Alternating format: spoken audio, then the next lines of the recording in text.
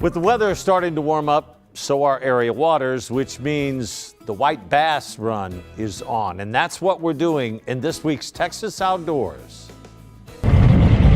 When everyone knows winter is all but over, it's a sure bet you're going to find fishermen by the dozens in boats, kayaks, even standing on the banks on just about any body of water in South Texas. Holy moly.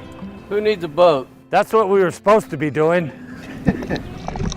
I know what we'll do. My good friend Armand Martinez called me and said the white bass were running at Choke Canyon. So we met him there and couldn't wait to drop a lure in the water. See that? Yeah, this little jig right here and that chassis shad. I've always torn him up on that. I caught two on that a while ago, and the other day we murdered them on the white one. Everybody has their favorite rig, but to tell you the truth, when the whites are running, it doesn't matter what you throw.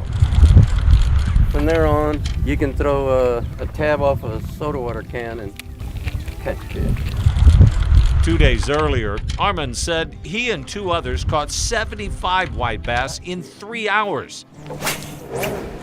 This day, They may be here later, but you're not. the fish seemed to be a little more picky.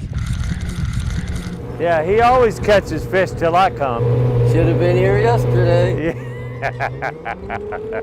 The place was packed with boats, and every once in a while, someone would pull in a fish. But if you look hard enough, most times, eventually you will find them. There we go. That's a little white bass. It's funny, unlike with other species, with white bass, when you catch one, Hey, chances are it wasn't alone. things are looking up. That was pretty quick. 2 fish in 2 minutes. Finally, we're starting to hit some. They're not big, usually 3/4 to maybe a pound, but the limit is 25 a person. About time. Pay no attention to the 4 that are in there. We actually caught 35 so far. When we're fishing, we have to lie. It's a rule.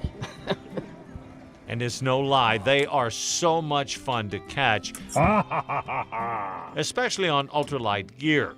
And when you do catch enough, you're in for a fantastic fish fry. Another 10-pounder. Ah, dang, nothing but lake records and state records and I cleaned and cooked those fish Monday night. It is an amazingly clean tasting light white fish. Boy, if you haven't been, you ought to go.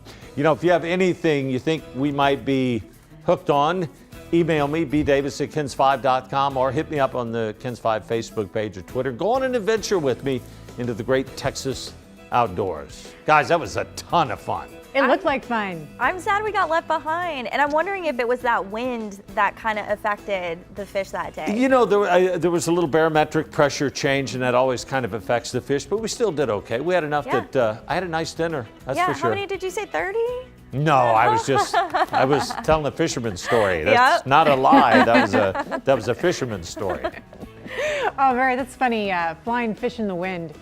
You can just catch them with your hands, right? Hey, I will say this though, Mike Vigil, the photographer, he doesn't fish very often.